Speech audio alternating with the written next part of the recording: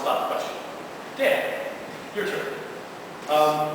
We talked about some things here. Tell us specifically what are the most important things that you as a promoter and a booking agent want to see a band do in general. The most important things. Give us, say, the top 5 things you would like to see every band do. All right. Well, first and foremost, to introduce myself, my name is Dan Moilanen. I'm the current club manager for 432. I have a number of experience, years just running shows. I've been a volunteer for forever, it seems. In addition, I've played in bands, I've toured with bands, and so I have an extensive amount of experience just in terms of music business, so to speak. So the top things when taking into consideration when looking to book a show, even specifically with a local, I'd say is number one is like we've been saying, think that like a job interview, like a resume. It's like you are applying for it. In that, respect the person's time that you're contacting.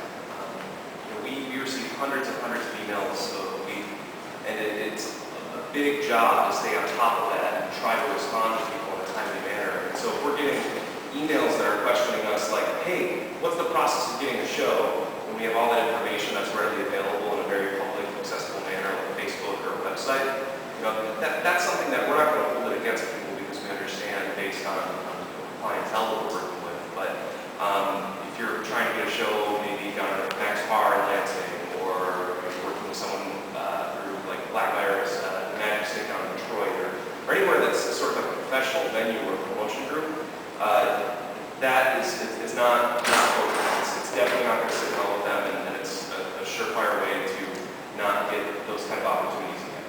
So always do your research, make sure that if there's information that's readily available, like a frequently asked questions section, or if there's just their website, general information, always do that research first before contacting someone, asking a question that may already be answered.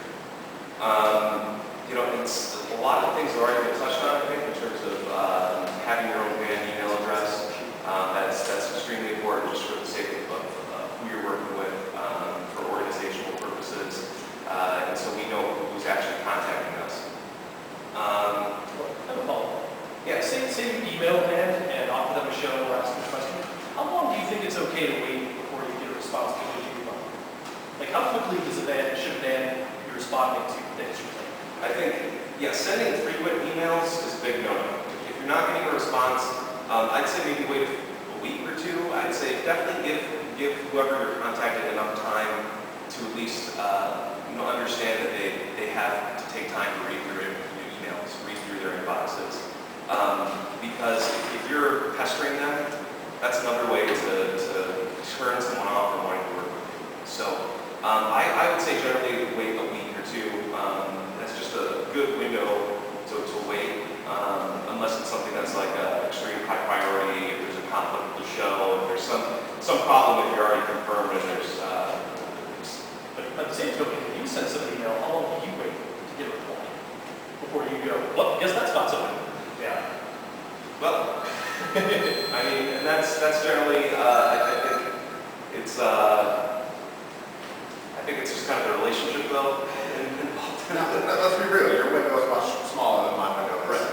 Yeah. You're working on my time, so you have to respond to me as efficiently as possible because I'm not booking one show.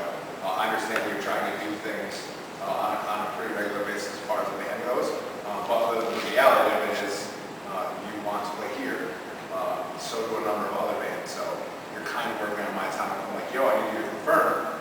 You need to confirm. If you can't confirm, you're going to fill your spot. And it's all about timing. So actually, we all know this kid, Scotty Bell, posted on Instagram on the 4th of July, made my day. The booking agent asked him on the 4th of July, he actually took a picture. Hey bud, you have 10:15 available in Lansing. Scott's response was, dude, it's America's Independence Day. This isn't a question about John Adams or fireworks, it's gotta wait. Like, respect dude's time, don't send me an email on Christmas. I'm not gonna respond to you. Actually, the local will probably respond to you on Christmas. To Wade's point, we definitely had a problem with, we send out a booking email, it's got a potential show and a potential lineup at the top, and then just a bunch of random information below. So we send these emails out and say, here's a little intro introduction, what's going on with the show, please confirm as soon as possible. If I don't hear back in 3 days, I'm wondering why. If I don't hear back in a week, then we're definitely finding somebody else. Because it's one of those things that if you can't confirm a show in 3 days, that's fine. But my assumption would be if you want to play a show and an email pops up in your inbox, that night you're emailing or Facebooking or calling your bandmates and saying, hey, this Saturday, July 21st, good for us.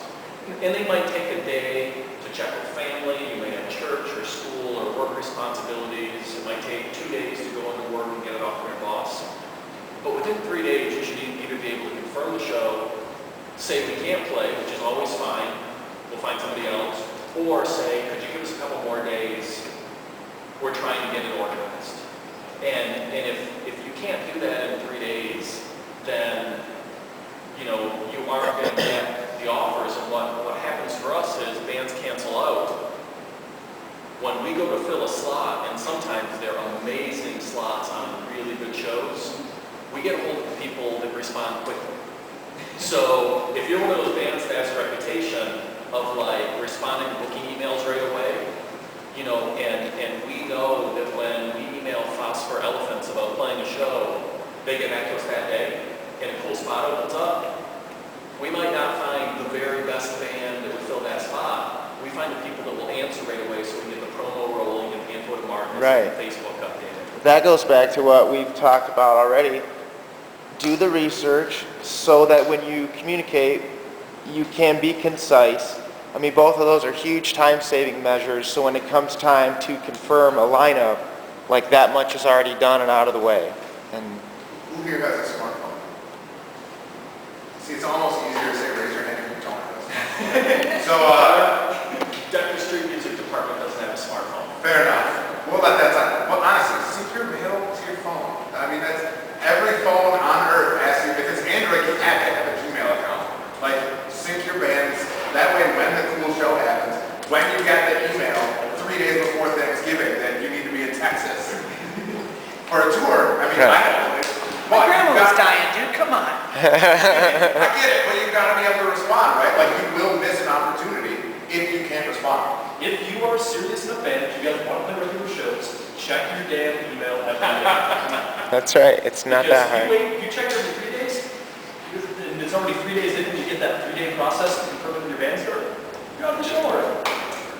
The quicker you are, the easier it is, because, as he said, you're looking out, your interest is your band, but the club they're juggling. They've got you and so many other bands who, especially if it's a prime slot on a nice bill, to the early bird goes the worm.